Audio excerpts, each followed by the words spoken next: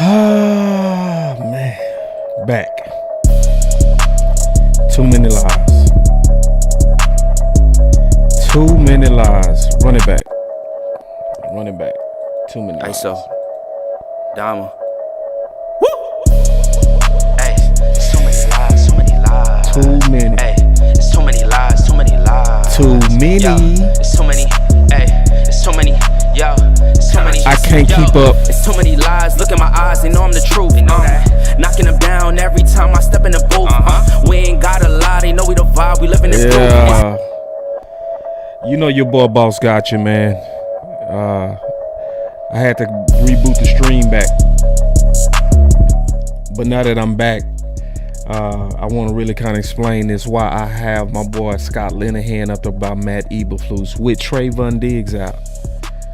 The main reason I have that, because I'm gonna talk about how, to me, through my lens, this is very eerily similar to what happened with Scott Linehan.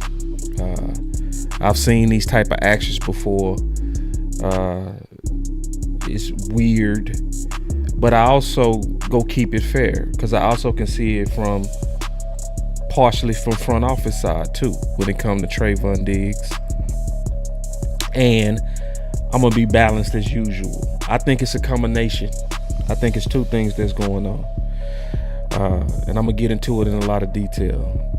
I think the main thing that's going on is Trevon Diggs is a victim of what's happened to a lot of different athletes. He won't be the first person to go through this. He definitely won't be the last. So we've seen this before with players that was actually even greater than him, to be honest with you. We've seen sometimes it's ugly, but in my opinion, what's going on is when owners start going against players when it come down to their bodies, it better go right. Because if it don't go right, they not gonna have no sympathy on the player. Don't matter who the player is. That's what a lot of people got to realize. And I'm gonna kind of break down all that. So I think mostly what's going on is Trevon Diggs. It's not even, to me, not just Matt Eberflus, because I think it got a lot to do with him and scapegoat tendencies. But I think it's even bigger than that. So y'all give me 1 second, man. Let me come right back. I'm gonna come right back. I just need to just make sure I got my monetization on. I'm gonna be right back. Y'all hang out for your boy. Be right back. Literally right back, like maybe 15 seconds. I just need to make sure we got the money going. We do. All right. So I see we do. So let me do one more thing. Let me make sure I turn on where I can see. I just need to be able to see y'all comments, and once I can see y'all comments, I'm going. Appreciate y'all rocking with Boss Cowboy Sports and the host, Boss Show Me, myself. So let's get it. All right, so I got it going now. Thank you. Okay, here we go. Got it. All right. All right, here we go. All right. Hey, and Henny, the link, it's already in there. So it's the game link. If you want to come on in, come on. So, this is honest to God what I think is going on. I think what's going on with this Trevon Diggs thing, because it's truly weird. This whole thing is weird. It's no way to try to act like this thing ain't completely weird. Okay. Now, what I'm not gonna do is I'm not gonna go with the typical conspiracy theories. I'm not gonna do that. I'm not gonna do the typical he missed Micah and his heart not here. I ain't gonna do all of that. I'm gonna go with what the evidence says, and then I'm gonna just kind of present that. And that's why people come here, because they know I'm not gonna go with the crowd. Somebody tried to say that it's contrary content. You can say what you want, fine. I don't go with the crowd. You know, I go with the evidence. They say I'm live on Landlord. Let me turn them off. My bad, Landlord. All right, so here we go. This is what I really feel like is going on. I'm gonna show you kind of the evidence, because when I say this is similar to Scott Linehan, y'all just listen to this and then we go kind of break it down. Because first I have to show you that the things that I'm going to assume is realistic. Okay, that's the first thing. Is it realistic what I'm saying? And it's absolutely realistic what I'm saying. So here we go. Hold on real quick. No, that's not the right button. Here we go. I found it.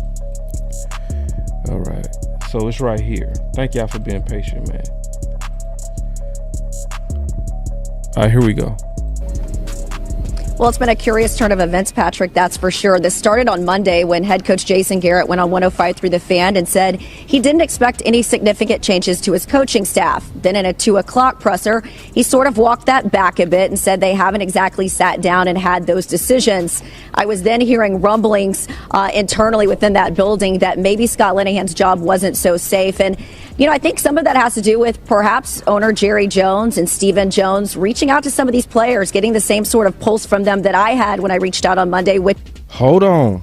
This was a guy this locker room wasn't sold on. It started last year. We saw guys like Des Bryant and Bryce Butler, Ryan Switzer, all voice their frustrations. Cole Beasley talking about that they just didn't think they were getting enough creativity out of Scott Linehan. We were also hearing things like, if you weren't a Linehan guy, you weren't playing.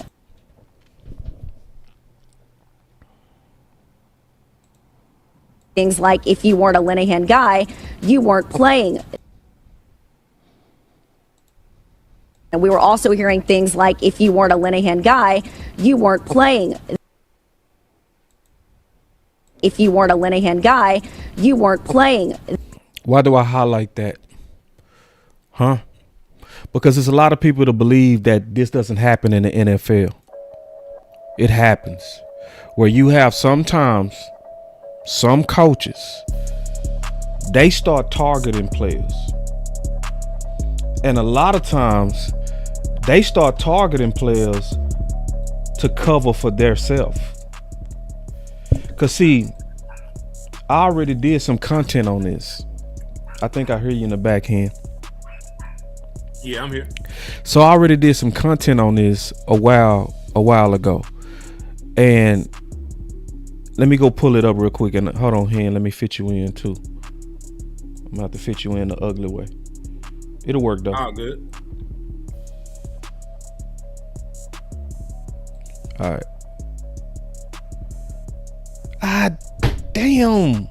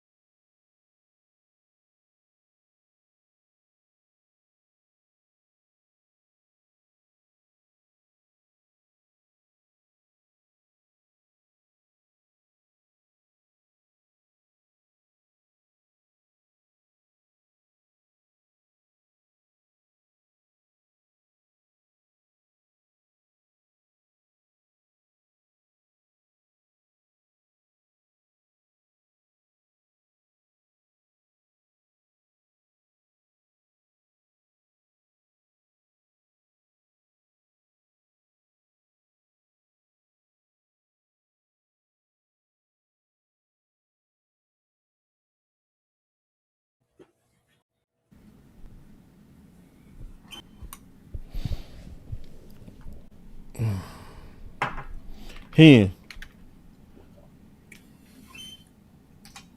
Another one.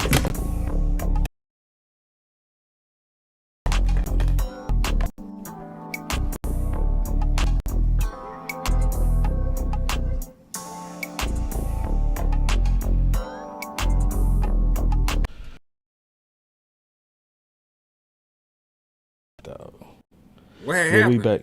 Man, when I added you, it crashed it. Ah, damn. Cause I got so many receipts, bro. That's what happened. I loaded up so many receipts. So for those y'all been sitting back waiting, I'm back. So we got Henny with us too. So Hen, what I'm gonna do is I'm gonna go through a lot of these receipts. If you feel the unction to say amen, say it. But I what I got was what I was saying, and what I pulled up was that Jane Slater was clearly showing from her talking to the inside that there are times to where coaches will target players and play them less. So, and that's exact. I'm gonna play it again in case people kind of coming in late, but it's a very, very important thing because a lot of people, especially if you haven't played, you'll be under the assumption that the best man is always going to play. That's sometimes not the case. Okay. True. So I'm gonna talk about this from different angles. So I'm gonna also talk about this from Steven and Jerry and what I think this got a lot to do with his knee and the offseason. But let me go back to Jane. Well, it's been a curious turn of events, Patrick, that's for sure. This started on Monday when head coach Jason Garrett went on 105 through the fan and said he didn't expect any significant changes to his coaching staff. Then in a 2 o'clock presser, he sort of walked that back a bit and said they haven't exactly sat down and had those decisions. I was then hearing rumblings internally within that building that maybe Scott Linehan's job wasn't so safe. And, you know, I think some of that has to do with perhaps owner Jerry Jones and Stephen Jones reaching out to some of these players, getting the same sort of pulse from them that I had when I reached out on Monday with. Hold on. This was a guy this locker room wasn't sold on. It started last year. We saw guys like Des Bryant and Bryce Butler, Ryan Switzer, all voice their frustrations. Cole Beasley talking about that they just didn't think they were getting enough creativity out of Scott Linehan. We were also hearing things like if you weren't a Linehan guy, you weren't playing.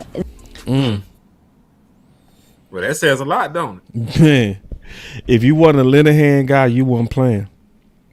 What's your thoughts on that, Hen?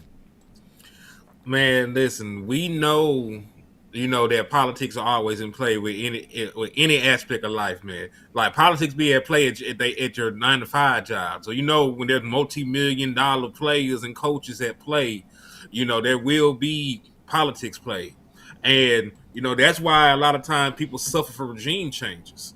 You might be a good player, but you ain't somebody that I recruited in or brought in. You weren't my guy. I don't know you. I don't trust you. You don't fit my vision of what's going on. So that can lead to friction. And when you think about the Dallas Cowboys and how we're currently constructed, we done had 3 defensive coordinators in the last 3 years. So in the eyes of somebody like a Eberflus, he don't owe Trey anything. He ain't. I didn't take a chance on Trevon Diggs. I don't know Trevon Diggs. He was here when I got the job. And when you have that kind of mindset, and and when Trey been hurt as much as he's been hurt, he ain't really been here. Like this would listen. If it was Trevon Diggs a couple years back, he would have been protected. He was all pro Trevon Diggs. He was selling jerseys. He was a remarkable figure in Dallas. Like they would never let Eberflus play with that man like that. You know what I'm saying? But because he's been hurt, out of sight, out of mind, not being able to play, Eberflus can do the little whole ass shit to him. Yeah, and see, let me show one thing about this Eberflus thing that a lot of people might not know.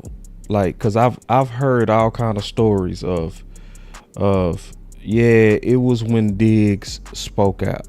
So I actually have what he said. Okay, this is Diggs allegedly speaking out about wanting more man. So he said, I wouldn't say it's more complex, but when you're playing man, you're right there with the person. As the weeks have been coming, playing zone has been easier, way easier. So, Hen, is he speaking down on zone? Nah, he just saying what the process been like. He just talking about what he talking about. Yeah, it's just this is what the process has been like. I see it the same way. I feel like we're on our way to getting better and being our way to making plays, Diggs said. So let me show the other part. At the end of the day, it's not about what I want. So hold on. Does it sound like he calling out Matt Eberflus and trying to make him look bad? No. Does it He's sound been very professional about it? Yeah, that's what I said. It's professional. It's not about the other people. It's about the whole defense wants, what coach wants, what coach thinks is best for us to win. Is he calling out Matt Eberflus? No, he just said it's about what he thinks, his vision is, and he pretty much, without saying it, he making it sound like he buying into it. Yeah. More or less, he just said like it's gotten easier. This is what Matt Eberflus want to do, and we gonna go out there and we gonna do it. Right. And he said, and if he feels talking about Matt Eberflus like this gives us our best chance to win, we gotta play it and just play it to the best of our ability. It's not to point fingers at nobody. It ain't nobody's fault. We gotta execute. But Henny, what's the narrative? That he dragged him publicly and he took shots and called him out and everything else. I mean, matter of fact, even the Grits comment wasn't even about zone. They were talking about quick pressure. That's right. I got it right here. You know how they took that out of context? Yeah, they took that all the way out of context. And see, hold on, let me show. I got it right here. I'm gonna show the whole context of, and then people start running with it. To your point, fans start running with it, right? They start running with it like he was speaking against Matt Eberflus, and he wasn't. He was complimenting pass rush. Mm-hmm. So after Sunday's win, Trevon Diggs complimented Dallas pass rush. We say when we get back there fast, it's called instant grits. So he wasn't even talking about secondary. Diggs has been vocal about his comfort playing man coverage, not zone. Now, this is why I don't like Matt Eberflus right here. That shit he said he don't like grits. Yeah, but it's the fact that he got played like a goofy. Like DC Matt Eberflus asked Thursday if playing more man versus the Jets made players like Diggs feel more validated. That's what got under his skin. Mm-hmm. Validated. That's what got him. Because that's what made him take a shot. He said, we're going to make decisions based on what we feel is best, based on the matchups, based on what we have.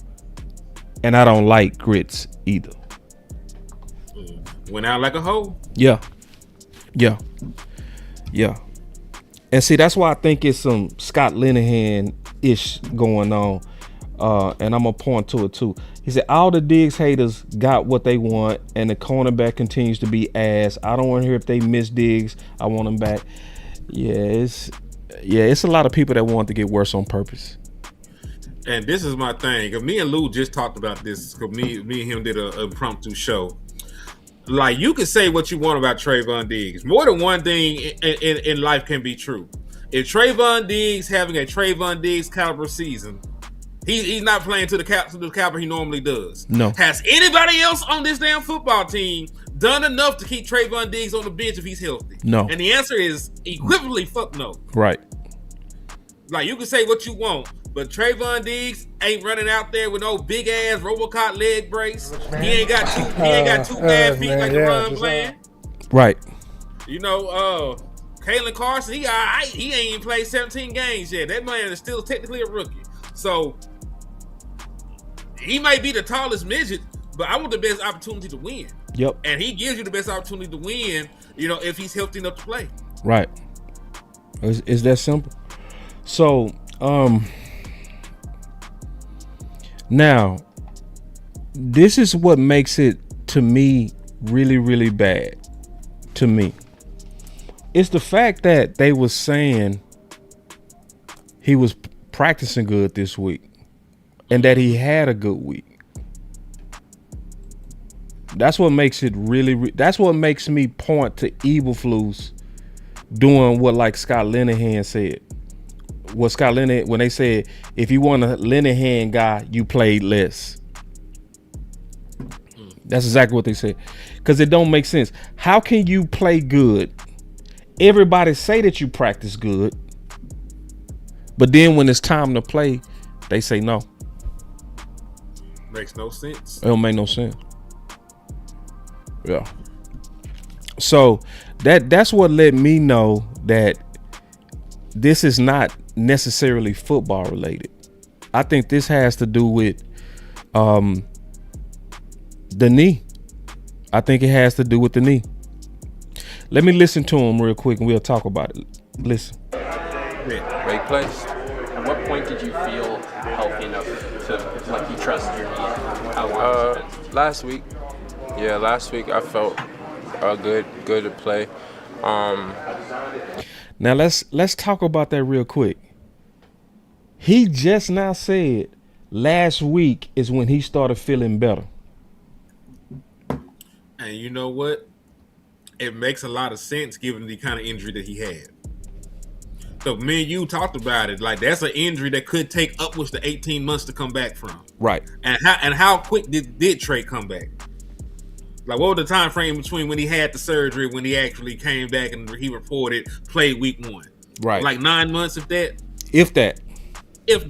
You know what I'm saying? So, like, if he was sore and injured and hurt, because people forget he didn't tear ACL.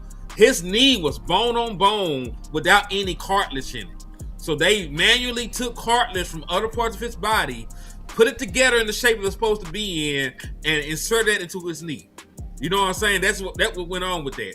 And it takes some time, man. Like, he got to cut, run, stop on a dime, be explosive.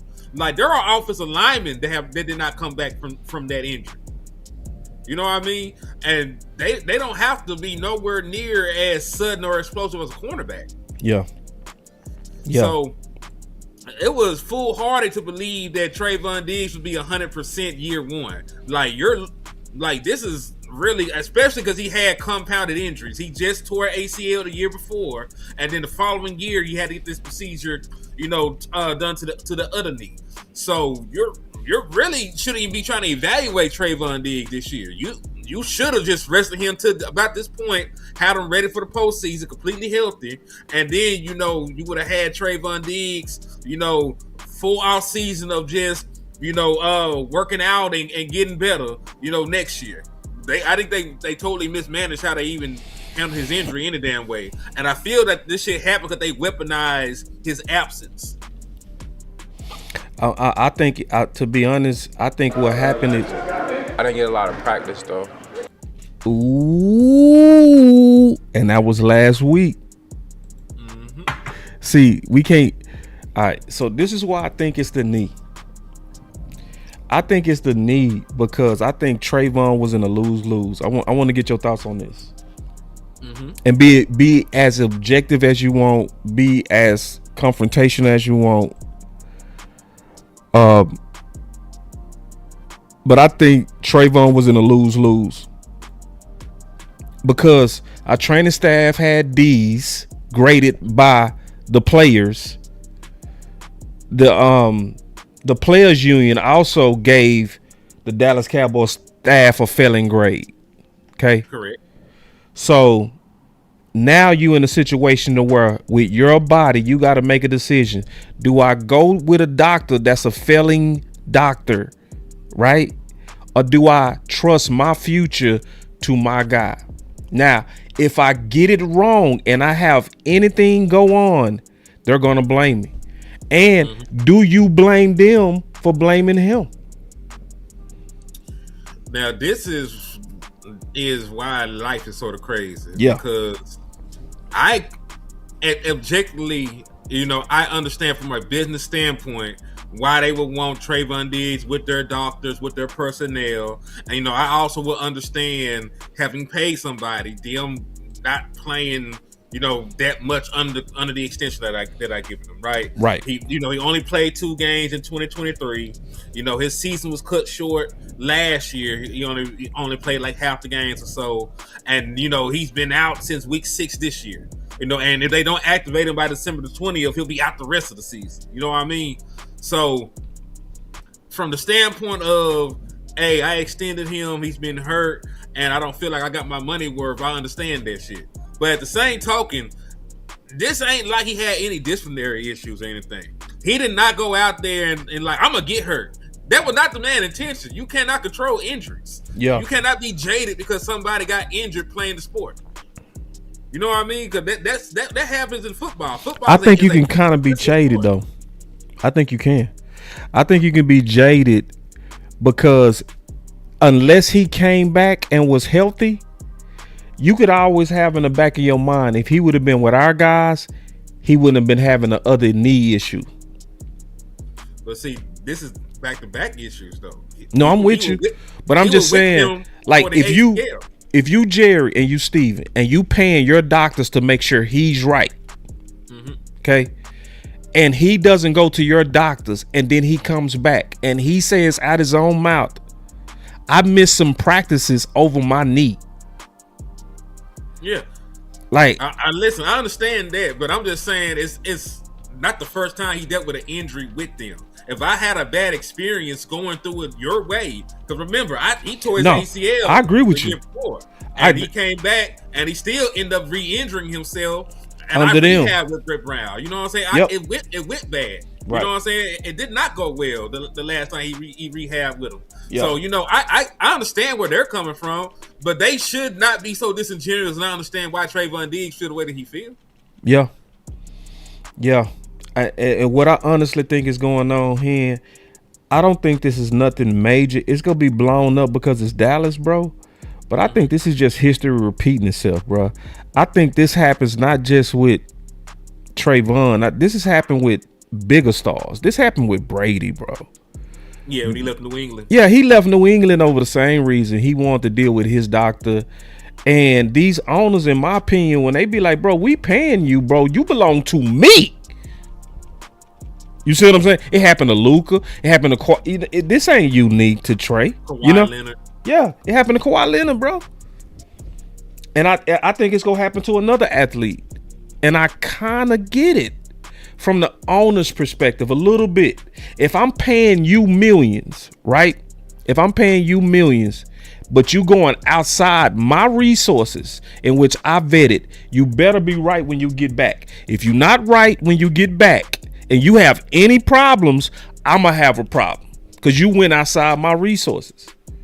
And I get that, and I understand that, and that is fine and dandy. Like, that is true. Yeah. I understand why they would feel that way. Yeah. But them not, putting into their mind, like, hey, nobody around the league thinks much about our medical staff right now. Like, they don't think we have the manpower to do an efficient job. Like the Player Association says it, our own player says it.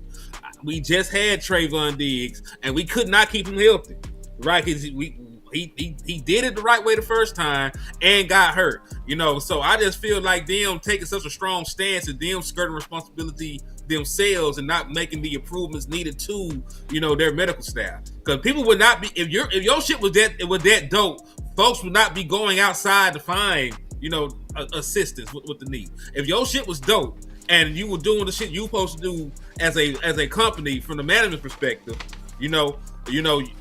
like the players will be here rehab, and I'm not saying they're bad, but they don't have manpower. Like, you gotta think about it. Dak Prescott, would swear up and down for Brett Brown, but it's also Dak Prescott. He's right. a $60 million quarterback. Yeah. He is going to get priority over Trevon. Everybody, right? Yeah.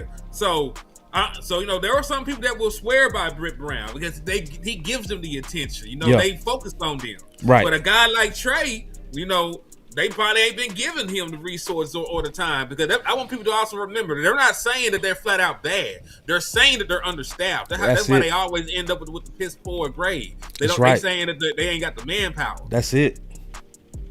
That's perfectly said. But if you know that, but listen, if you know that you're neglecting people, if you know like Britt Brown has been with Dak Prescott this entire time, when the fuck was he supposed to be with Trevon Diggs? Right. Yeah. He been with Overshawn and Dak Prescott. That's his. Then you know he's the primary guy. You ain't got that much manpower. If he's with them, then when the hell is he going to be with Trevon Diggs? When you think he spent a lot of time with Josh Butler? I know this is off subject. Do you think that Britt Brown was spending a lot of time with Josh Butler? I don't believe in the it. building. Yeah. So you want me to be here so you can neglect me, nigga? Right. So I didn't even say that. No, I'm with you. Now, I do want to uncover real quick what happened, okay? Because a lot of people not going to really see what happened. I'm going to show it. This is what happened. What happened is it was some snitching going on from the coaches, okay? I'm going to prove it. Me and you already went through this. I'm going to show it again, okay? Listen. Vikings. Does everybody in the organization believe that Trevon Diggs still has the potential to be a good to great football player?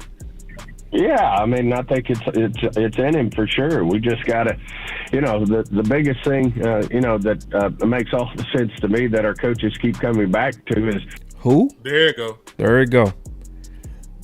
There you go. Vikings. Does everybody in the organization believe that Trevon Diggs still has the potential to be a good to great football player? Yeah, I mean, I think it's in him for sure. We just got to, the biggest thing, that makes all the sense to me that our coaches keep coming back to is, we've got to get him to where he practices and practices well on a regular basis. That's when he plays his best football. When he's not able to practice and he misses practices, then unfortunately that's translated to how he plays in games. So we just got to get him out there where he's practicing day in and day out, and I think we can get it out of him. Yeah. So the reason why is the coaches was making a case, and I think it was Matt Eberflus. I think it's him. Now, let me be fair, because I do gotta ask this. At what point do Brian Schottenheimer step in and mitigate some of this shit? Because this is the same person that said competition every day. This is his mantra, and this is his regime that is being put in question right now. And if the right person don't play, if they're not living up to the standards that he's supposed to be setting and the culture he's trying to build, how much longer do you let Matt Eberflus, if it is Matt Eberflus, because I'm not totally sure that Shotty ain't police like that. So how much longer do Shotty, sit back and let Matt Eberflus do it? If it is Matt. Nah, it gotta be Matt. It's the evidence is Matt. You know why it's Matt? If we deduct all the reasoning, right? Because you just heard Steven say we trying to get him to have a good practice. You heard that, right? Then this is what Brian Schottenheimer said. Listen. Especially when you're 320 plus pound man, sometimes it takes a little longer. How's Mr. Diggs doing? Doing well, having a good week.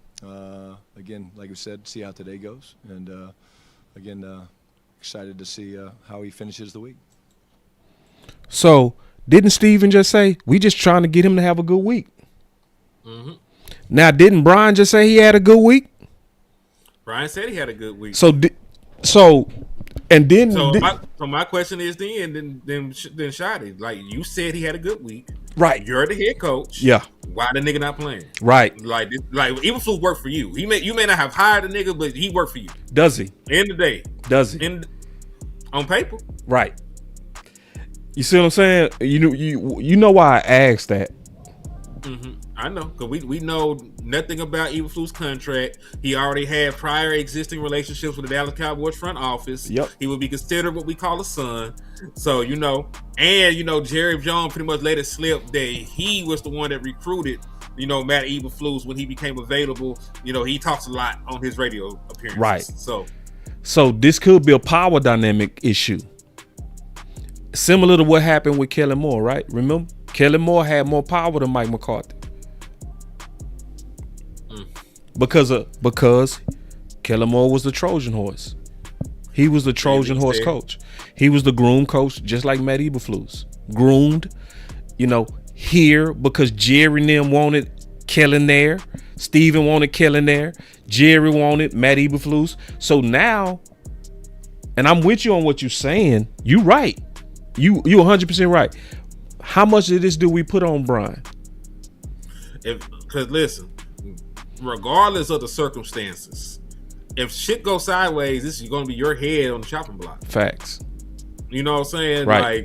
Like fair is fair, because we didn't give Mike McCarthy the excuse of Kellen Moore and all this other shit, even though we knew that Kellen Moore was already here, before he even got hired. But when we failed in the playoffs, we said Mike McCarthy, failed. Mike McCarthy didn't get the team over the hump. Mike McCarthy didn't motivate the team.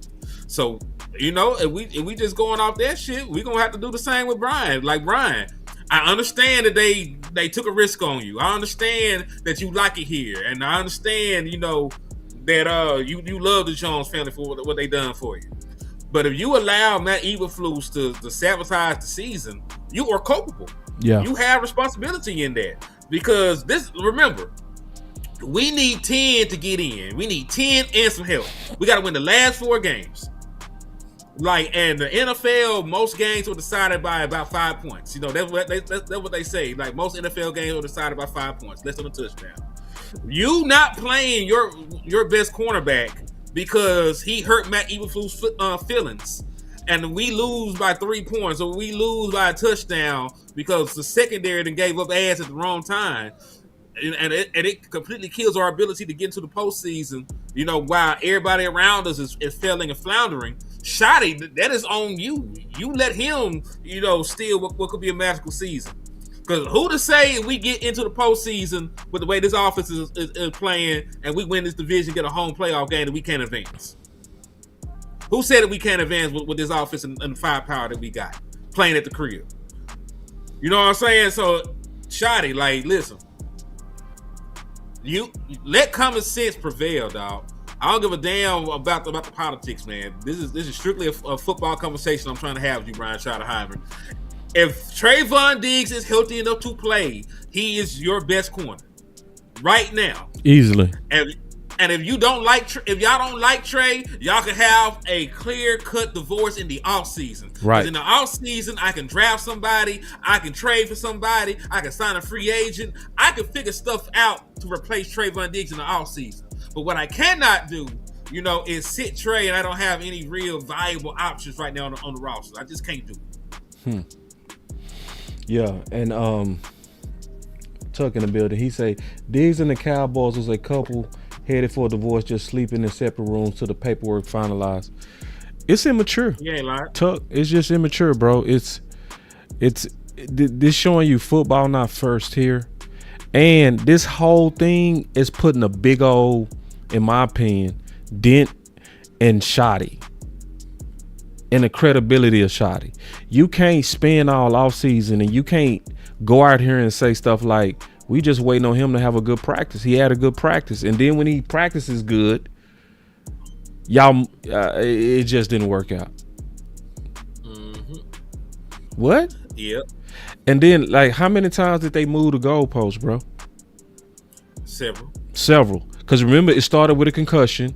Then it moved to knee. Then they start talking about he out of shape, right? Now they start talking about practice. Then they start saying we need a complete practice out of you. Then you get the complete practice, and yeah. You know what this is? This is like the motherfucker that got caught cheating, and there's nothing in the world you can actually do to make up for it. They just keep adding shit on. Like, you either forgive me or let me go at this point. Right. I said the same thing. You said it perfect.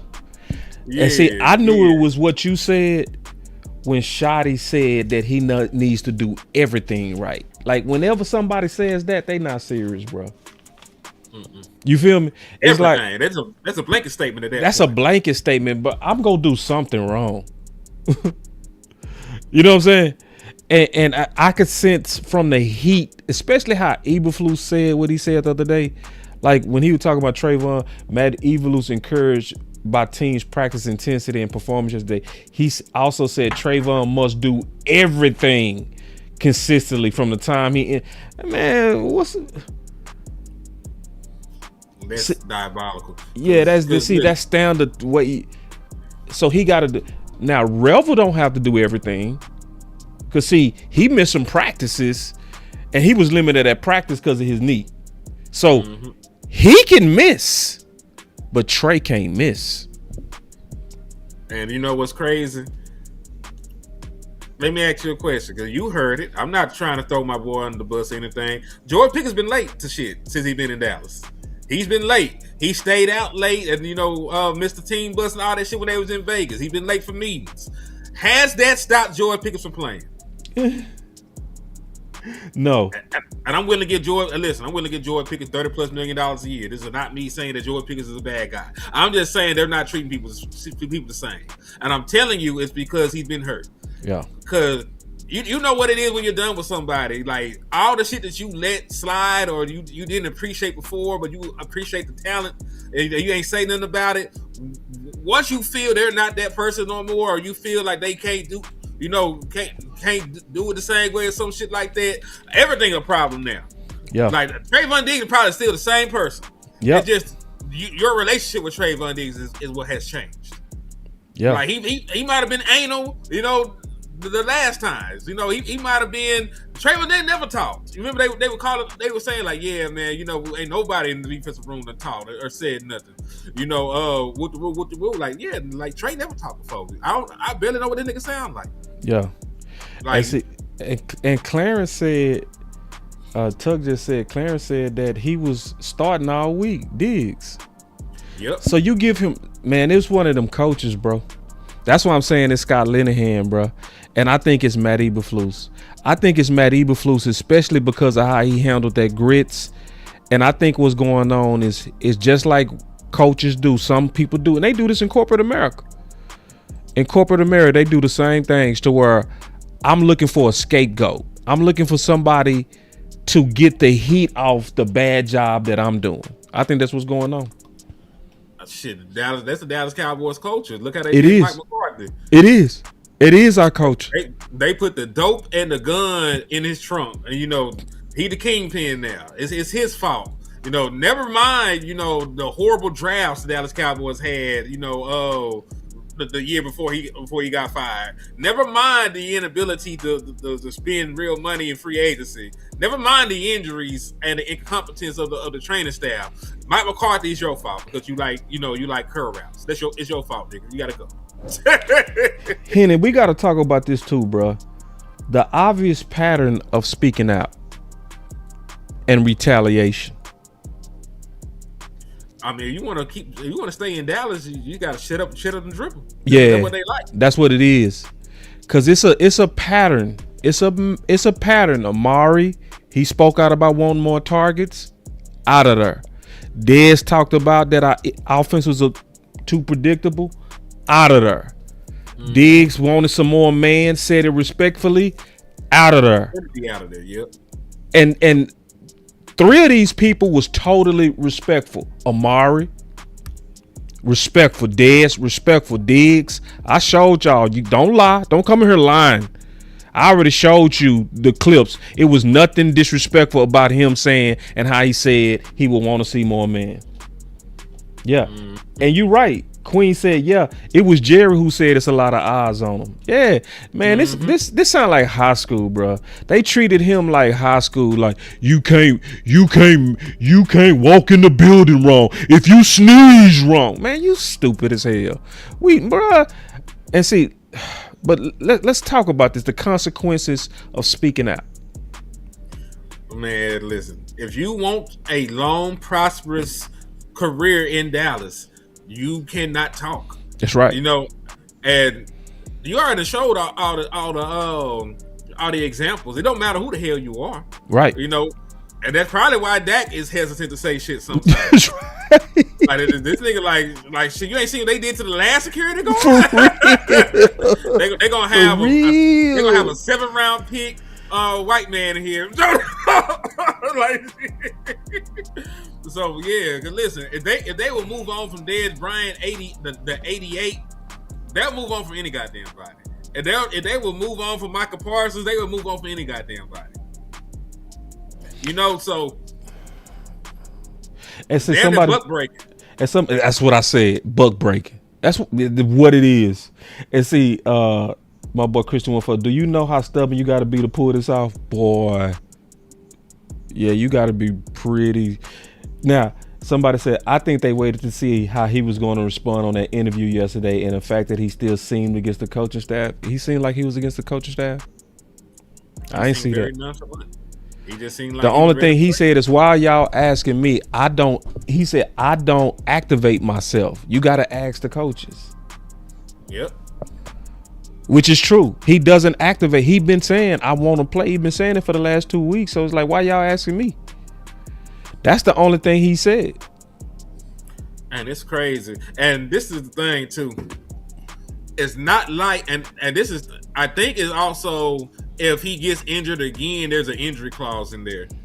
They asked Jerry about that yesterday. He said he wasn't aware of that, but I ain't saying it's not, because it was one in Jalen's, and Jalen was the reason why they did it too. Mm-hmm. That injury clause was the exact reason why. Yeah. But I also know this. Trevon Diggs ain't gonna get traded either, because it's like a $12 million difference trading him, than cutting him. Yeah, they only save about $3 million. They trade him away, and the draft pick won't be high enough to warrant the shit. You know what I'm saying? They would much rather cut him post June 1st, say to 15.5, than to get $3 million in cap relief and a low pick. So it's not this. So it's to the point where they only need to put him on the field and showcase him, because they're not trying to move him. Right. Angie just asked with a super chat, which QB go guard Jefferson? Bland with them banana steppers. God damn. And they call me Bullet. All right. Salute to Angie. Salute. Nobody is going to guard. It don't make sense. Like, football wise, it don't make sense at all. It don't make sense for you. How will you watch what happened against Detroit? And can I be honest? That's what I hated about the Murray discussion. We were spending so much time on Murray versus Logan Wilson, and they wasn't even the main people that caused Detroit to snowball our ass. You know what I mean? Like, y'all acting like they just ran the ball all the way down our throat. They had a couple of big runs in the red zone on short fields, but man, come on, bro. Like, we got the film, bro. Like, it was the corners that was getting killed. Killed. You know what I mean? Yeah. You had so many big plays on these corners. And then, hold on real quick. We got 2 super chats here. Queen said, I hate to put race into this, but name one time that Jerry Nim did this to a YT. What's a YT? White. Okay, white player. Yeah. Okay, let me think about that. They never did it to. They sort of did not Sean Lee. They sort of played in what my nigga name with the neck brace. Oh, LVE. They showed him love. He should have been off the team. They didn't let that man play on his 5th-year option. They refused his 5th-year option, and then made that man play on like a prove it deal. Then he got hurt again. That was showing him grace. He should have been out the league. Look at, see, this is the worst part I hate, is Revel holding his knee right there. And we over there, Revel just got through holding his knee like, Hey, it's like that Family Guy meme. I was thinking the same thing, bro. I was thinking the same thing, bro. That Family Guy, we not laughing at Revel because it's not funny. Yeah, we're laughing at that. How messed up this is. It's messed up that Revel sitting there like that, holding his knee. A week later, like, yeah, we don't need Diggs. Like, Revel just missed a lot of this week because of his knee. And they over here like, don't activate. You know that Kalen Carson boy, like, oh man. Kalen Carson got double hamstring issues, and they like, we don't need Diggs. Man, this is so clearly personal. Hold on. My boy Tuck say, if not the Eagles, the shut up and tackle is the biggest roadblock for the Cowboys' success. You can get arrested, but don't question decisions. He right. That is the clear pattern of your Dallas Cowboys. You can do anything criminal, but Boy, you kill a nigga. bet not, even in respectful tone, say anything or question any leadership ever. Hey, ain't the boy that had the vehicular homicide still with the organization? Yeah, Brent. That was Brent? Yeah, his name Brent. Oh shit, yeah. So like, Yeah, he's still with. Yeah, he's still with us. He's a scout now. You can be a voyeur, and you can retire with your pension. Right. I'm just saying, like anything is fine in Dallas as long as you ain't questioning what the fuck they doing. Yeah, that's the pattern.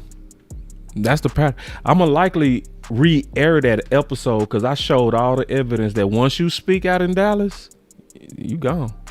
It don't matter who you are. Revel is just scared that he's gonna get re-injured. No, Revel can't fucking move. I don't think he's scared of anything. I think Revel just really can't move with that big ass knee brace.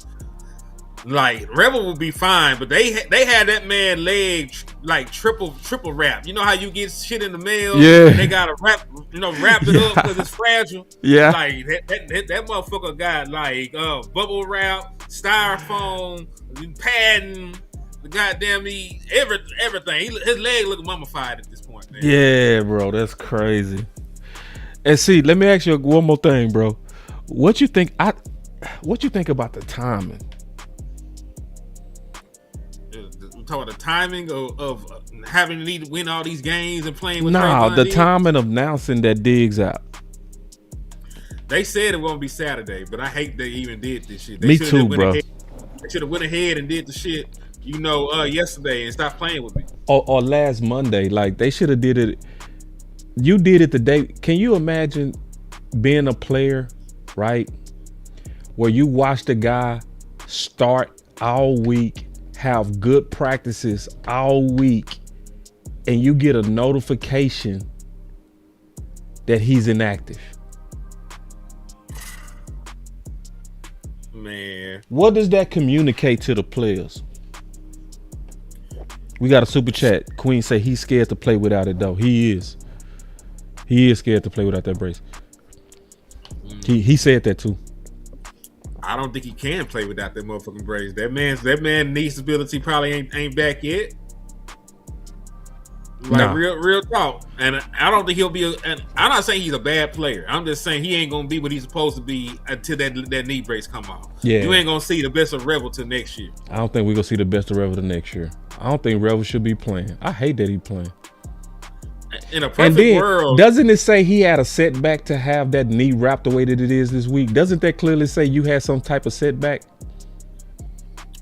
Boss, I'll be quite frank with you. In a perfect world, none of these niggas would play this year. Not Trey, not Trevon, maybe not even Bland, because he had a foot injury this year after having issues with his foot last year. Like in a perfect world, none of these guys would have to play. And I hate that we're in this position because I don't know if we got a single healthy corner on this team. That's right. Maybe Reddy Stewart. Yeah, Reddy Stewart. Bridges. That's the only. And Twequez is hurt. He's hurt. He's hurt. He's hurt up here. There ain't shit up here. He's touched. Yeah, he's hurt. He's hurt, and it hurts me to watch his ass play. And then Queen said his dad guaranteed it though. It said he was ready. Yeah, his dad was doing some. Listen to me. I am never going to say nothing crazy about a parent hyping up their child. You know what I'm saying? But you want to. I want to. But, I do too. But this, the different my son, damn it, he the best nigga ever. Yeah, you ain't lying. So lying. I can't be mad at that. Yeah, I can't be mad at him, but he's not my son. Yeah, so I get it. I'm just talking about his comments. Of course, a parent, like, man, I know motherfuckers, kids done killed people. They're like, my baby would never do shit like I. Yeah. right. Yeah. I hate the timing though, bro. I hate the timing. This is just bad management. It's the only way I can just say it is. This is bad management. You don't publicly say we waiting on a good practice, declare it was a good practice, then turn around and say, but we not doing it. So what did he mess up on a walkthrough? Like for real, like what caused him? Man, he fell asleep in a meeting. Like what did it? So you can practice good all week. They come out and say, Brian said, he had a good week. A good week, not a good day, a good week. They say we waiting on you to have a good week. You have a good week and then they don't do it. What does that say about them? Does that say they're liars? Of course they're liars. We know that they're liars. Yeah. The truth is optional. Yeah. And then somebody with another super chat said emotional Jones bars all over this. Yeah, I agree. I think it's Eberflus the one being emotional though. And I think he doing it just like Scott Linehan, where he was trying to protect his job. So he looking for a scapegoat. He looking for somebody to blame. It was this Diggs guy. He wasn't bought in. Draft me another corner and we gonna be better. But he didn't have to do that shit though, boss. You know, he already had an out with the Michael Parsons shit. People were giving him an out for the first part of the season. Like, let's be fair. He didn't have Micah. They traded Micah right before the season started. And then, like I told you, we're going to have a great final 7 stretch of games just based on who we played. We played 4 games. The defense looked improved in 3 of them. And then you're going to play J.J. McCarthy, who's considered the worst starting quarterback in the league. You're going to play Justin Herbert with a broken hand. You're going to play maybe Marcus Mariota. And then if you play Jackson Dart, he ain't going to have Malik Nabers. You're going to play some very favorable matchups, going down the stretch if you're Matt Eberflus. That's why I'm concerned. We were having this conversation on Twitter. Like, man, this shit going to look like it's on steroids if they play this shit right at the end of the season. So he didn't have to do none of this. He didn't have to scapegoat Trevon Diggs. I think he planned himself because I think Minnesota the wrong team, even with McCarthy. I think that's the wrong team to think that quarterback play is gonna be guaranteed ass. I don't think that's gonna happen. I think Matt Eberflus' defense too easy to read. You know what I mean? And I think this could be a career day. This could be a career day. And it's based on how Matt Eberflus calls his defense with that static look where he shows it pre-snap. It's too easy today, bro. Bend don't break is outdated, So I honestly, if you want me to be honest, I don't like this matchup for Dallas. I think this is one of our worst ones of the year because Minnesota's the type team, in my opinion, honestly, that's like a quarterback away from being a real contender. Yeah, they are a quarterback away. I just did a show with a Vikings content creator earlier on today, matter of fact. But I also, and this is the thing, it's going to be really determined on that front how well we play. You know what I'm saying? Which side? Our defensive line. Okay.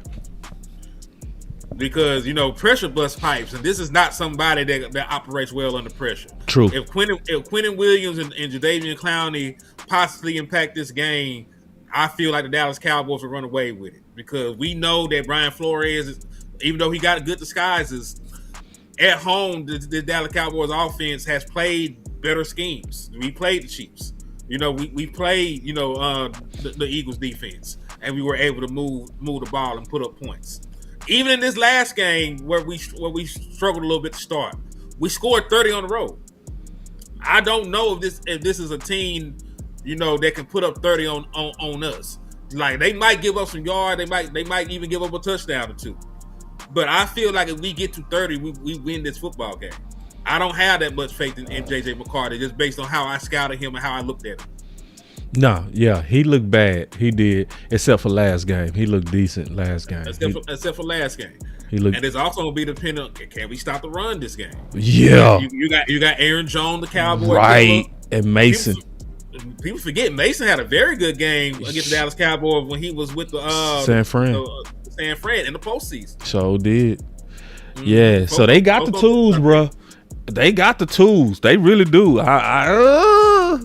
Hey, real quick, salute to Blink with the $4.99 for your mind. He said players always seem to have a breakout game versus Dallas. Yep. Well, a lot of them do, but he right. I'm just trying to see if they get back to form because they didn't let Geno get his groove back like we did Russell Wilson.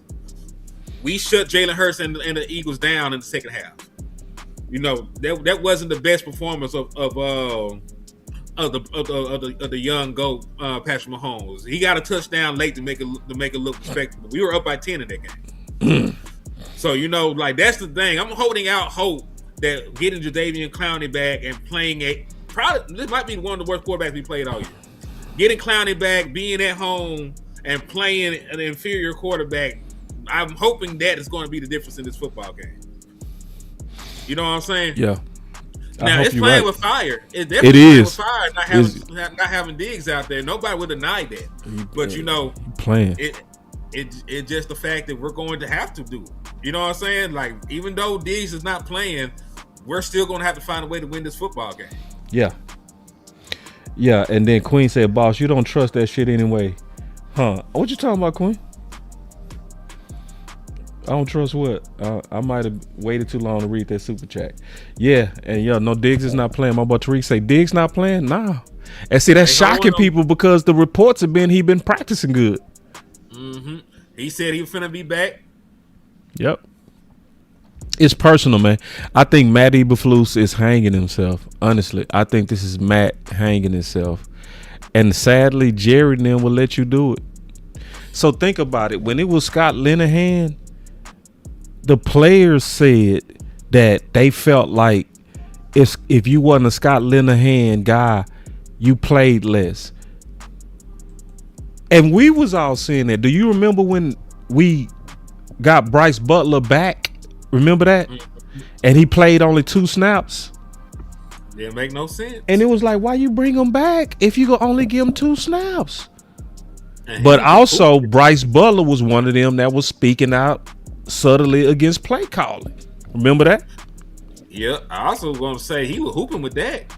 That's why he thought he can go somewhere and be a number 1. That's right. It didn't make no sense to bring back Bryce Butler, who was hooping with Dak, but then don't use him. That show is just like Diggs. It's exactly like Diggs, where it don't make no sense, bruh. It don't make no sense. And that's why I say this has the full smell of Scott Linehan, bro. You know what I mean? And see, I want to show that clip because people for some reason think when you're the best, you're going to play. No, sometimes these coaches will blame you, bench you, sabotage the team for themselves because they're blaming you. They say it's the culture. Diggs wasn't bought in. Henny, talk to me. What is it to be bought into? There's nothing to be bought into. You know what I'm saying? It's not like you established. The defense was playing bad, and Trevon Diggs, was all pro caliber, Pro Bowl caliber player before you brought your ass over here. So what is he buying into? He is and listen, he is the epitome of trying to fit a square peg into a round hole. You have nothing but man-to-man corners, yet you refuse to make adjustments to your defense. And you know what? We seen somebody do that. Because let me ask you a question. Yeah. What was Dan Quinn calling over there in Seattle? What was he doing in Seattle? Cover 3. Cover 3. So not man. He was doing cover 3 with some matching principles. He got over here, saw what the fuck he had. He said, we playing man. Played the most man in his tenure here. Right? Made an adjustment away from his comfort zone.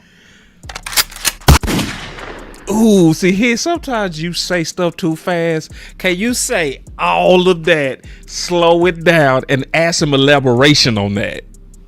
Of course. So, when Dan Quinn was the defensive coordinator of the Legion of Doom, and he was over there helping that team prosper and win championships, they were a primary cover 3 zone team. Facts. They were playing zone and not man. That's right. Richard Sherman is a zone corner, right? So they did that. He got his reputation. That is his system. He was playing primarily cover 3. They played a ton of zone. Right, they even were one of the teams that made the revolution of playing cover 3 match, to where it would be cover 3, but then if you get too far vertically up the field, this shit is man. Right, he came to Dallas and realized he could not do that with the personnel that he had inherited. Remember, he did not draft Trevon Diggs. He did not do none of that. He was not here for that. So what he did was he made the adjustment himself, and instead of playing, primarily cover 3. He still played cover 3, right? Yeah. They play primarily cover 1. That's right. Which is a single high safety look and a straight up man across the board, right? Because he played to the strength of the team that he had, right? So I understand Flus. I play zone. So did Dan Quinn. And when Dan Quinn got over here, he played changed man because that would made sense with what he had. And you still got the same pieces here because they seem to still draft, whoever likes. That's probably just the kind of players that, what my brother name is eluding me right now. That's probably what Wilbur Clay like. So you got 3 press man corners and you're playing almost 90% zone. It don't make fucking sense. And you don't use Revel to his strength, which is press.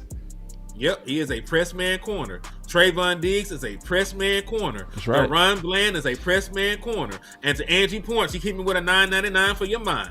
She said, even me, a fan, not bought into this shit. Blues put it on the field. Right. Viking gonna air that bitch on us. I'm gonna be at that game too. Well, shit, Angie, I hope that you a good luck charm when you out there, because I hope that you in the building and they just get pick sixes and all kind of shit. I'm gonna hold my breath, but I don't want you to have a bad experience at the game. Yeah, and see, what's getting ready to happen, y'all, is what always happens with Dallas. They fire the bad coach after they fired a good player. They do it every time. They do it every time. They get Dez, Amari. They going after the coach first. They go always blame the player first. Then they come back around and say, you know what? It actually was Kelly Moore. It actually was Scott Linehan. You know what? It was. And it'd be too little too late at that point. But the front office is also goofy for that shit too. Because you let them go in, you got rid of Dez, and you decided wide receiver by committee was fine. Yeah. You know what I'm saying? Yeah. Like that's still, you gotta have coachability in that shit too, Jerry, because you allowed it. You let this man say, you know what? That guy that wear that legacy number that you like and spent the first round pick and gave all that money to, we don't even need him. We gonna get Allen Hurd and we gonna get Devontae Thompson and we gonna have Dak Prescott throw it to them. And that shit gonna make perfect sense. No, the fuck it didn't. It didn't. I just don't understand, to your point earlier, how do you let these 3 or 1 override Brian? Brian, how does you allow that? Exactly. I'm looking at, listen, I love Shotty. I think he's doing, given the shit he been given, your best defensive player being traded away, the tragic death of Marshawn Nealon, all the shit that's been going on, injuries to everybody in your secondary, injuries on your offensive line. You lost Trevon Diggs. CD Lamb for a prolonged period of time. I think he's not doing a bad job given the circumstances. But you have to put your foot down in situations like this. The way that you fought, for Tyler Booker in the war room. That's right. You need to fight with the same kind of passion and zeal, to get Trevon Diggs on the field if he's doing everything right. Right. And it will send a message like, you know what? Coach got me. I'm a ride or die for Coach. Coach got me. Coach believed in me. Coach gonna do right by me. Because to be honest, they got Brian looking fraud. They do. You do. You can't go out there in the public and say, we just waiting on him to have a good practice. Say he had a good week of practice and then say, but we still don't want to play him. Exactly. Because everything else you told me was a lie at that point. That's You're right. a liar. And you know what? Yeah. And listen, like I said, I like Shotty. But if you're willing to compromise your integrity and your principles, you may not be the man I thought you was. That's right. Yeah, and once you lose that, you never get it back. I don't think you can get that back. You can't get that back. These dudes is looking at their phones like, damn, Trey had a good week. And what it say to me is, if play is not protecting me, what protects me here? Money don't protect you either. But Trey is also a paid guy. Right. Yep. Mm-hmm. And it's basically teaching them to kiss rings. That's what it's doing. It's saying the way that you survive here is you gonna have to kiss the ring of people in power, because it's not play that's gonna do it. That's what it said. So anyway, man, I want to make sure I gave my take on this. It is coming from the coaches. They are snitching. I showed you the clip. That is the coaches that reports and says if he's gonna play or not. And it's the coach's recommendation. I showed that. If you missed it earlier, you might have to rewind it. But I showed Stephen Jones clearly said that it's these coaches that's going back like.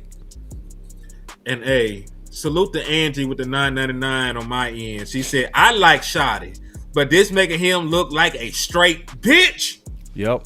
And it does. It does. Like you have no teeth, you have no morals, you have no. It does. If you allow them to do one of your veteran players like this, if he did and bought in and did everything that you asked him to, and he still can't see the field, you are not a man of integrity or a man of your word. And that shit counts and shit like this. I ain't putting my body, my livelihood on the line. Like, that motherfucker play football and can't walk afterwards, my man. And I'm supposed to go out here and fight tooth and nail and give my all for you, and you can't even get me on the field when I done bought in and did everything you asked me to. I'm not saying that Trevon Diggs is perfect or without sin. We all fall short of the glory of the Lord, but he ain't did nothing, for this kind of treatment. No, he ain't killed nobody. He probably would have been better off in Dallas had he killed somebody. Yeah. Shit. Sadly, you're right. People think you're playing, but you're right. People, no. Kevin Joseph, Coach Kevin Joseph had attempted murder that he was fighting, and he was at practice the next day. Mm-hmm.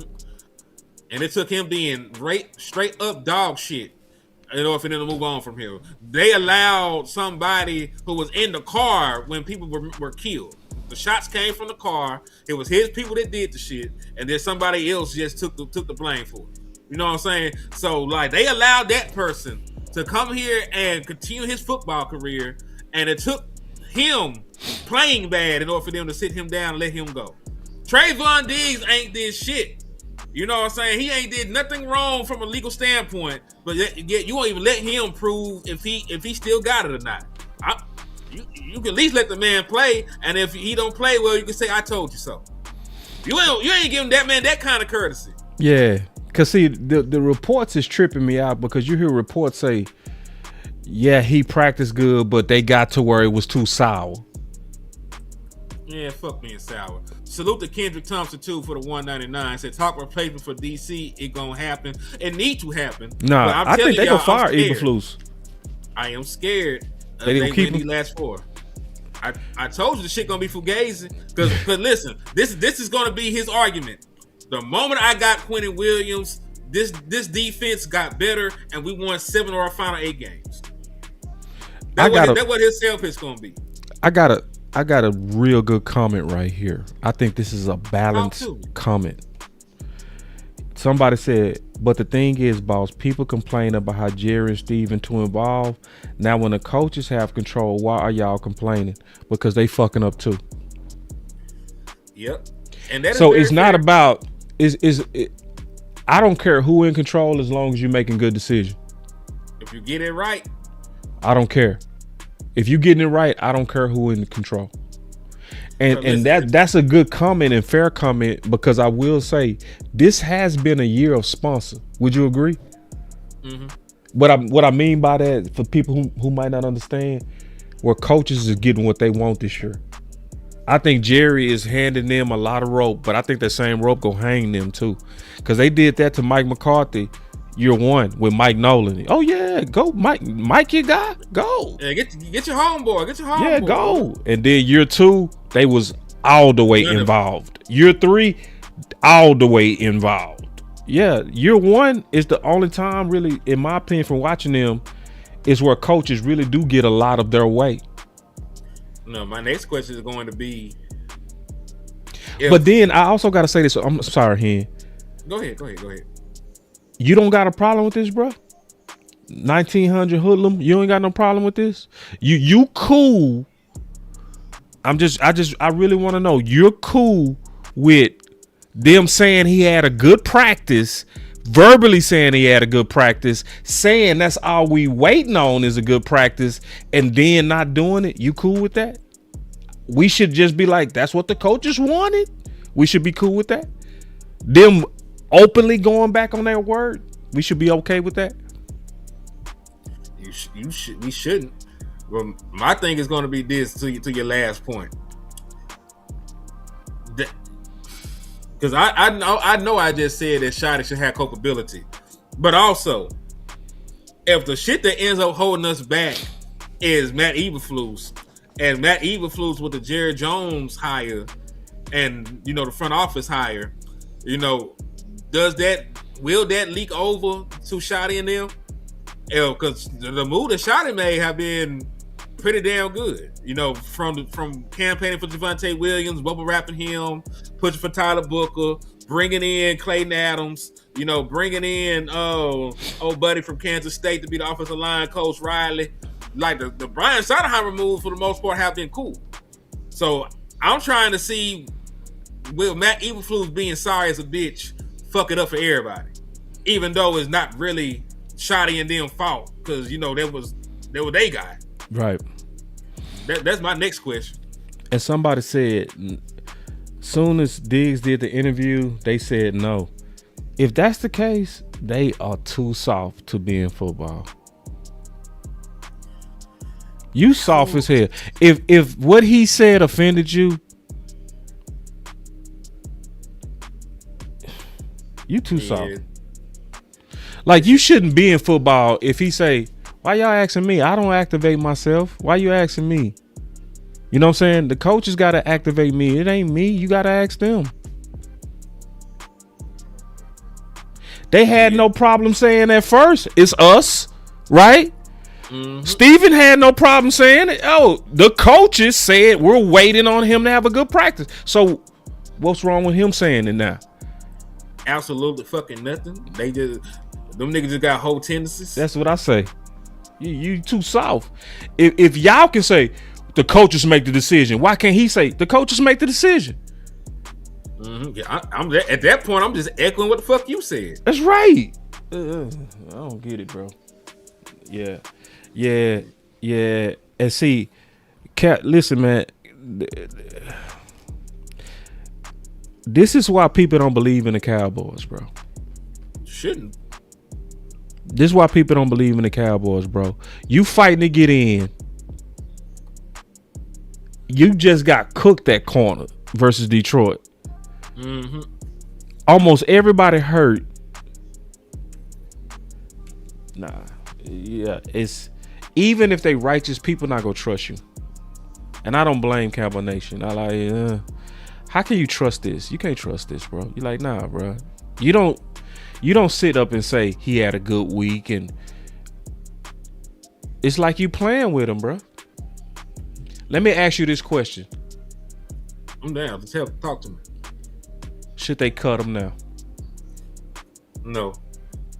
Because it fucks you over cutting him right now monetarily. Yeah, because of the June 1st? Yeah, you need to cut him later. You need to cut him, later. if you don't want Trey, he'll be unable to play after December 20th if you don't activate him any goddamn way. You know what I'm saying? Because you already opened his practice window. You get 21 days. If he's not activated once the practice window ends, then he goes back to IR for the rest of the season. That's what happened to Brandon Ayuk. They're headed toward a divorce over there with the 49ers. He could play. He wants to play. Similar situation. They're fucking done.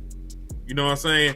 So if they don't want Trey, if this is really going to head towards a divorce, they're just going to wait till his practice window runs out next week. He's going to revert back to IR. They will cut him post June 1st and save $15.5 million. Because like I said, it's to the point now where the cap savings is too big to even trade him. Like it's like a $3 million cap save and a low round pick if you trade him, and it's 15.5 and he's a post June 1st cut. So that's what's going to happen with Trey. I'm gonna read the super chat and I'm gonna push you back just a little bit. It's not a hard push though. Keystone, what's up, my homie? He said Eberflus knows his politics in Dallas, and he using it to his advantage. Never mind being soft.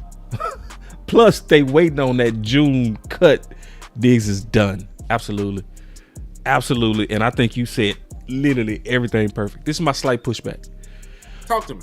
Monetarily wise, you totally right.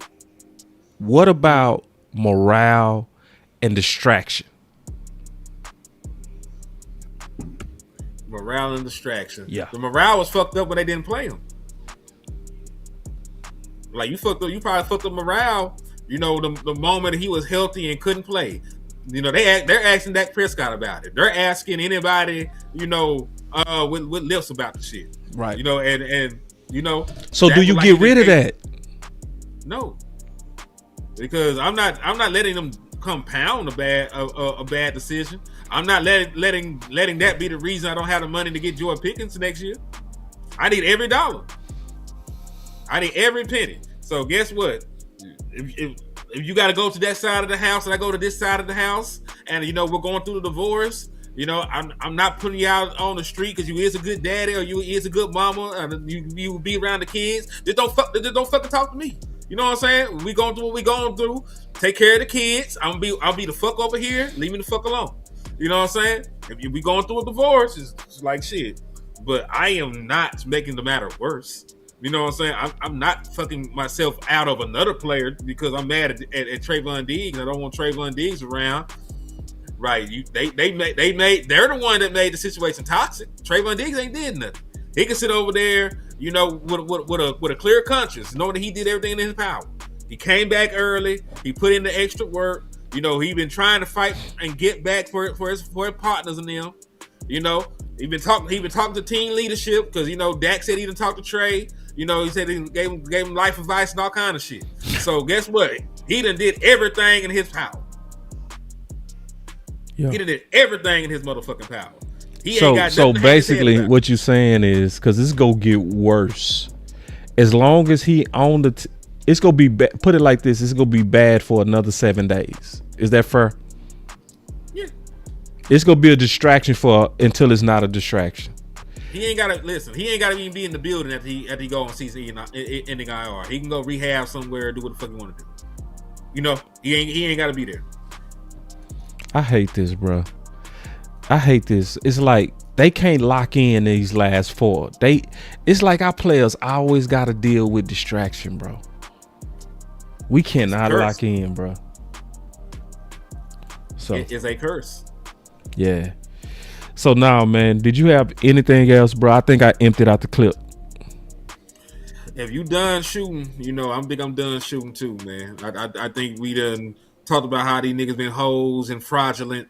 And I feel that way for real though, man. I'm looking at Shotty sideways, man, because you may not have been, the Nazi dragging the folks to the gas chamber, but you watch as your neighbors went out like that.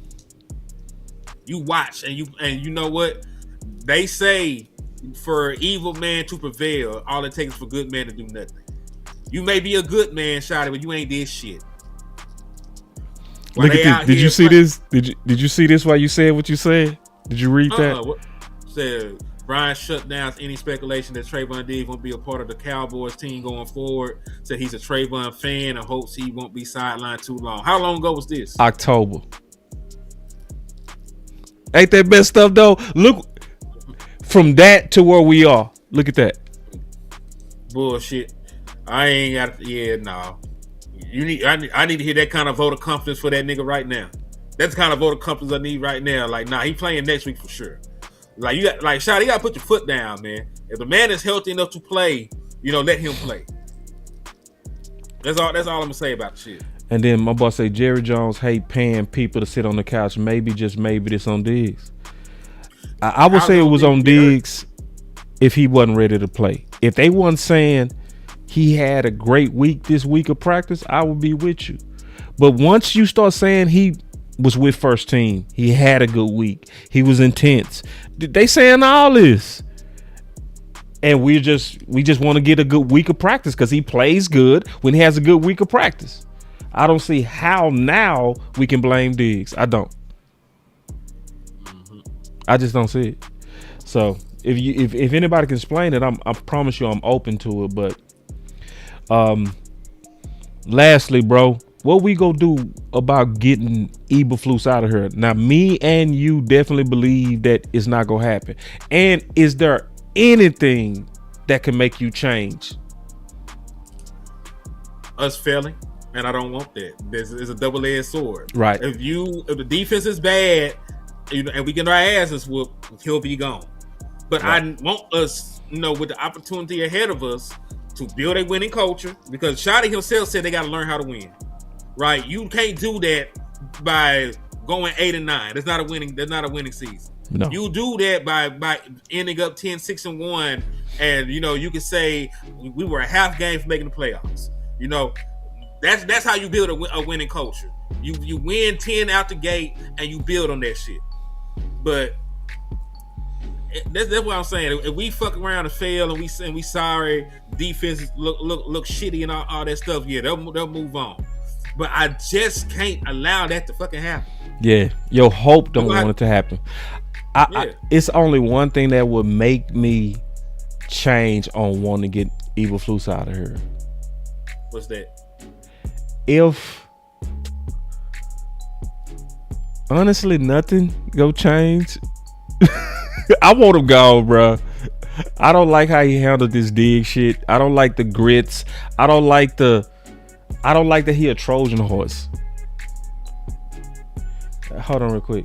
He say maybe Brian hates his professionalism. You talking about Diggs? If Brian is on some professionalism shit, he don't need to be in coaching. You don't coach these type of dudes and worry about professionalism, bro. I'm be honest with you. If he cared about professionalism, and I know that's, listen, I don't even mean to cut you off. When they were calling about George Pickens, and they like, man, he be sleeping in the meetings. You know what that nigga say? He said he was late from these. You know what he said? What? He said everybody oversleeps and traded for the nigga. Right. He said everybody oversleeps and then traded for the nigga. Right. But he don't give a fuck about that. And somebody starts saying, who go cover Jetta? The Lord. And Addison? Because the Lord is a Dallas Cowboys fan, he gonna make something happen for us. That's the only thing I can say. I don't want to see another Detroit. And which receiver's better, Detroit or Minnesota? These wide receivers should be better. The quarterback is better, Detroit. Yeah, that's the difference. That's the difference. Yeah, that's the biggest difference. Yeah, he gotta go, bro. The only thing I want to see with him going forward, and we not go see it because we ain't seen it all year, is pre-snap disguises. We ain't gonna see it. We ain't gonna see no mugging. I did send you something related to that. Okay. It's in your inbox. You gonna give me some hope? You got some hope for me, dog? No, I ain't got no hope. Ain't no hope in there. It's confirmation. All right, hold on real quick. Damn. Bro, I was hoping you had good news. Yeah, no. All right, I'm in the inbox right now. Which let me see. It's in your personal inbox, not in the group chat. All right, hold on real quick. You got me curious now. How often defenses blitz and how often they disguise coverage pre-snap to post snap. I got it right now. Let's talk about it. Let's go. All righty. So you see the Dallas Cowboys, the teams in the bottom left quadrant. They are teams that say line it up and hold on real quick, bro. I got to make this bigger some kind of way. This is too good, bro.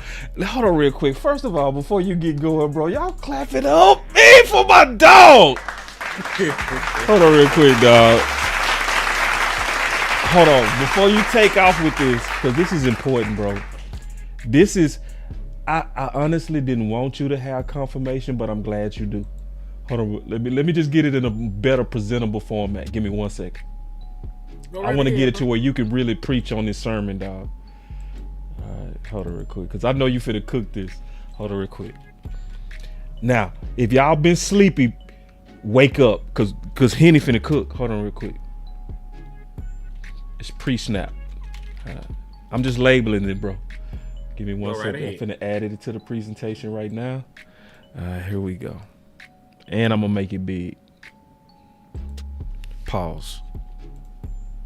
Extra pause, but I understand where you're coming from. Yeah, super all pause. Right. All right. So the graphic right there on the side, going up and down, that is the Sky's coverage rate. This is how often they are disguising what the fuck they are in. Going horizontal, like this way, that's the blitz rate. Now, the Dallas Cowboys, because they're in this quadrant, they don't blitz or disguise shit.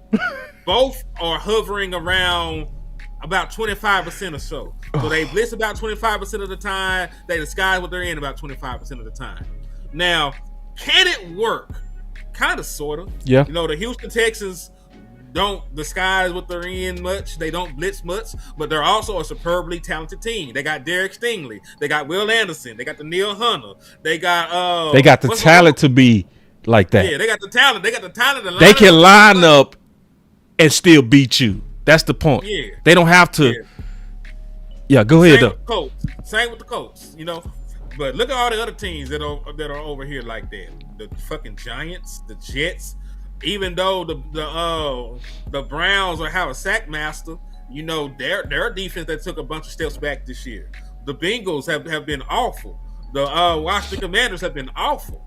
You know what I'm saying? Most of the teams, you know, that don't disguise and don't blitz are bad defenses, including Dallas Cowboys. Let's just throw it out there. We ain't been shit majority of the season. Right. Now, in terms of the team that we're finna play, all the way over there, that's showing that they blitz the most. Nobody they in that blitz and they disguise the most. Yeah, they blitz. Now the team up here at the top, if you scroll up a little bit for me, just a little bit, scroll up. Now the defense that actually disguises the most with the high disguise rate are the Rams and the Panthers. Yeah. Right. If you look at the 49ers, I mean not the 49ers. If you look at the Seattle Seahawks and the Eagles, who are two great defenses. I know that we hooped on the Eagles. That is a Super Bowl winning defense. You don't know what they doing there half of the time. They're in a disguise 40% of the time. Right. Same with Seattle. That's why Seattle can play less man than even we do, but be successful. Right. Because they don't mind, you know, disguising you out. Right. Disguise what they're doing. Same thing with Vic. Eagles. Mm-hmm. Exactly. So they can play zone a whole lot. But you have no fucking idea what it is. Is it cover 2? Is it cover 6? Is it cover 0? Is it cover 3? Is it cover 1? You really don't know post snap, right? And the longer the quarterback holds the ball, usually, you know, the worst things happen. That's why they split a premium on looking at time to throw. And not saying that the offensive line is giving you that much time, but time to throw is actually indicating how long it actually takes you to get the ball out of your hand. Man. This chart is amazing, bro. This is sad. I did a whole show on this today. Mm-hmm. On a disguise rate. Yep. You're going to have to do one. You either have to blitz, and they know you coming, but you don't give a fuck, or you're going to have to disguise it. Like the Bears, they're a team that get a lot of turnovers. They're blitzing like they're near 10% more often than Dallas Cowboys do. The Broncos, they're not disguising a lot. They disguise less than we do. They're blitzing their asses off. Right. Vikings blitzing their asses off. Steelers blitzing. Hey, listen, if they fire Todd Bowles, I might go get his ass. Right. Yeah. Yeah, and see, that's why we can't let this cohesion stuff that Jerry be trying to push, bro. Nah, Jerry, we ain't taking Eberflus back. We ain't finna be, let's draft him what he needs for his system. Bro, listen, Deion Sanders couldn't be successful with Eberflus, bro. No.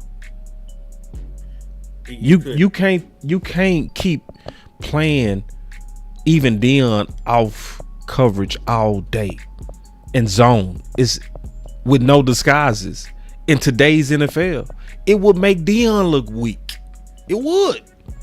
Mm-hmm. You got to pick a struggle. What I'm trying to tell y'all, you can either not disguise and bring pressure, or you can disguise your shit, you know, and play the 4-man rush. Right. You can't not do both. You got to choose, you know, a struggle. You can be ugly, or you can be broke. You cannot be both, my nigga. My boy say to Vane Parkins, he say, I want our team to win, but I hope the secondary get aired out for this nonsense. I mean, they probably are gonna get aired out for this nonsense. They're gonna be at least a player or two when somebody pisses down their leg when they're playing Justin Jefferson and Jordan Addison. You just gotta hope that Dak Prescott and the offense are gangsters, which they are. You just gotta hope that they go out here and perform. Like, this is a game that you're gonna have to win like 31-21, because I don't know if they can score more than that. But this is a game that the offense don't show up and Brian Flores in his bag. You can lose this game 21-17 or 24-17. This gonna be Brian Schottenheimer. Since you're not letting Trevon Diggs play, you're gonna have to, you know, manufacture about 40 points for me to feel comfortable. That's right. Ooh, on this D, they're susceptible. They're susceptible. This is a team that just got shut out and gave up 30 points, and then they turned around and scored 30 and shut a team out. You know what I mean? So, but you said 40, bro. 40 on this D. Yeah. All right. And the reason I say that is it's not that they're bad, but you know, outside like the Broncos game, like what was a defense that really just fucked us over? You know what I'm saying? Like, we put up 40 on the Packers with Michael Parsons, and they still had all their pieces together. You know, I know, you know, that the Lions had some injuries, but you still went on the road and dropped 30, even with Dak Prescott having a 2-interception game. You know, with Jake Ferguson from the ball at midfield. You know, so like, I think it's just like the faith that I have in this offense. Like, this is an offense that really matches up well against anybody, especially if we talk about our wide receivers against their corners. That's probably the best matchup. That and the fact that we probably can run the ball against this team. This is one of the few defenses that gives up more rushing yards than the Dallas Cowboys. Like, we give up like 123, even, you know, factoring in that we were allowing about 70 after the bye. That's pretty amazing. That's pretty amazing because they invested in the offseason heavily in their trenches. They got Hargraves. They got Allen. Jonathan Allen. Yep. Yep. They invested into their trenches. It also might be, you know, due to the fact that he is blitzing that way. If you're not getting in there, you know, you're gonna have a nice ass lane and they kick you out. They are a team. They do a lot of blitzing, but a lot of their blitzes come on first and second down. So they are susceptible to a quick pitch out. They are susceptible, you know, to a well timed outside zone. Like, you can hit them, you know, for a big play in the running game just based on how they blitz. Edgy, she said, I gotta be petty. I guess they didn't let me be me. Yeah. Ooh. They didn't let him be him. Yeah. Man, that don't make no sense not to play an all-pro corner. I know that he's had more, like I keep saying, more than one thing can be true. Like, Diggs is having a down year, and nobody else has done enough for you to say you don't need Trevon Diggs. That shit is just fair. You can be fair like that. You know what, Trey? Come out here and give it a try again. Somebody said Flus always had good defenses. Do you think the DB and linebacker room not savvy enough to play in the modern defense? No modern defense. That's the real problem. Is they're not modern. Eberflus is now old. I just did a video about that this morning. So let me explain this. And that's why this chart that Henny said was so important. In the modern NFL, defenses are junking it up more with a lot of disguised coverages. Okay, so even if you go listen at Brian Flores and you go listen at Brian Schottenheimer talk about him, the thing that got Dallas nervous going against him is he's going to show a lot of pre-snap disguises. Eberflus defense is not like that. Eberflus is you line up in the coverage you getting a run. So they line up in cover 2 with the 2 safeties just sitting there on the halves. So it's an easier read. And in the modern NFL, where these teams are so much better at picking apart zone coverages and throwing with anticipation, it's not working like it used to. It's old. That's what's going on. That's why all these average quarterbacks have record days on us. That's why like no down and distance feels safe. Even if it's 3rd and 19, don't you still be nervous, Henny? As fuck. Because they done given up plenty of 3rd and longs over the course of the season. Plenty of them. Plenty of them. And like I said, you have to pick a struggle. You either going to blitz your ass off or you're going to disguise what you're doing in order to be a good defense. Right? And I guess, like the cutoff point is about over 30%. If you blitz over 30% of the time, you could be a good defense and not disguise. Right. But because that's where the Broncos are at. They're past 30. That's where the Bears are at. They're past 30. That's where the Vikings are at. They blitzing down there 50% of the time. Right. Patriots, they're blitzing and they're disguising. It's past 25. They disguise about 30% of the time. Kansas City, blitzing and disguising.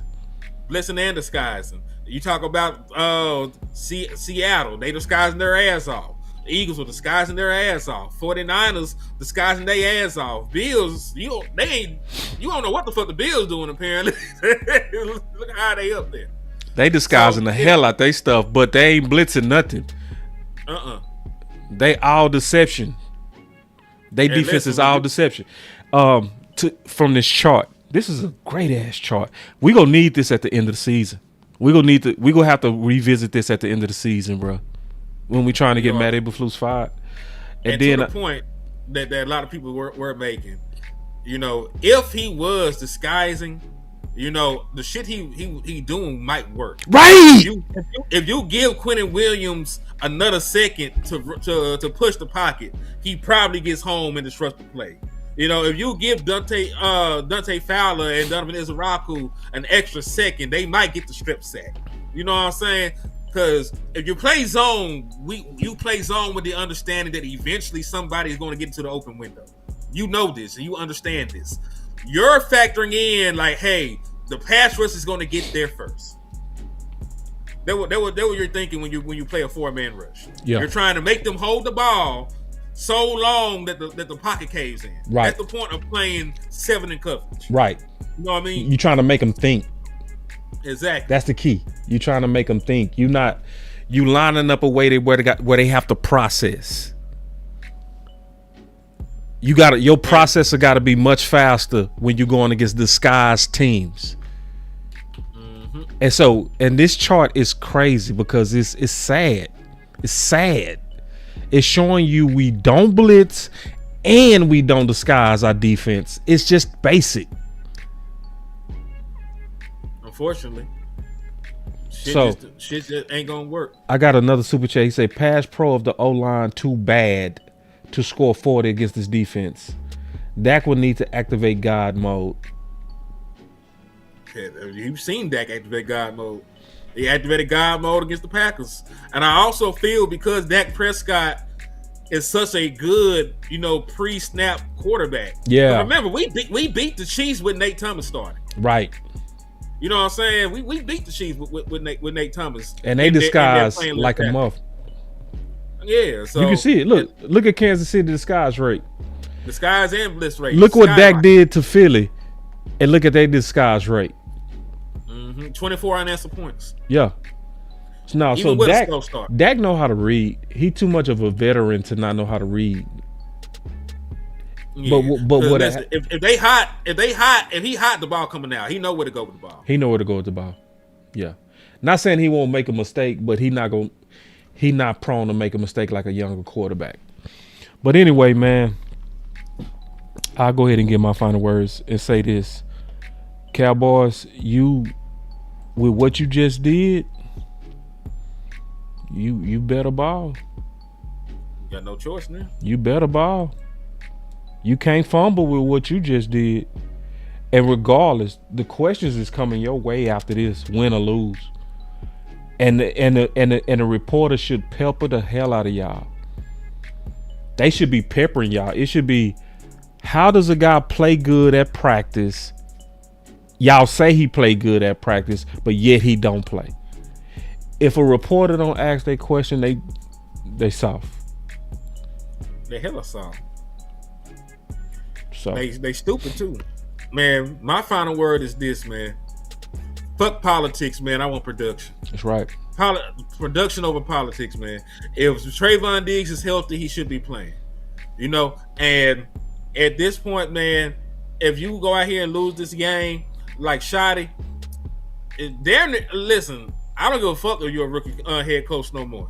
If you're already down to fall into the trap and the pitfalls of coaching in Dallas, we might need to have a conversation about you not being the coach. That's right. Like you might have to hit the dough with Eberflus since you ain't gonna check his ass. That's right. Either you down with us or you down with that nigga, man. You gonna have to pick a side. That's right. And shit, it's straight up and down like that, man. Fuck around and lose one of the games you want to. I'm on your ass the rest of the year, nigga. You better win the last 4 games. I don't give a fuck if that go down. You better win the last 4 games, bitch ass nigga. No more N words. You right. Matter of fact, did we even say sleeper before we got out of here? Man, we didn't. I jumped on and say nothing about sleeping. All right. It's not too late. Let's get it. This stream was brought to you by Sleep App. Go for a Hail Mary in your sleeper picks and win up to 100 times your money. Use promo code BCS and Sleeper will 100% match your first deposit up to $100 instantly. Man, Hen, I appreciate you coming on, bro. You brought a lot of value, bro. You brought a lot of value to the people. Y'all make sure y'all show my boy some love on his super chats. What's your cash app, homie? My cash app is $Henny the More. Y'all put a couple of dollars in the homie pocket. You could also put some dollars in my pocket at Boss Cowboy Sports. We appreciate that always. But we got a game. Y'all better win, and you better do good. Your defense better ball out. If their secondary get cooked, Boss is coming. House. Yeah, I'm coming I'm coming hard at these boys. Yeah.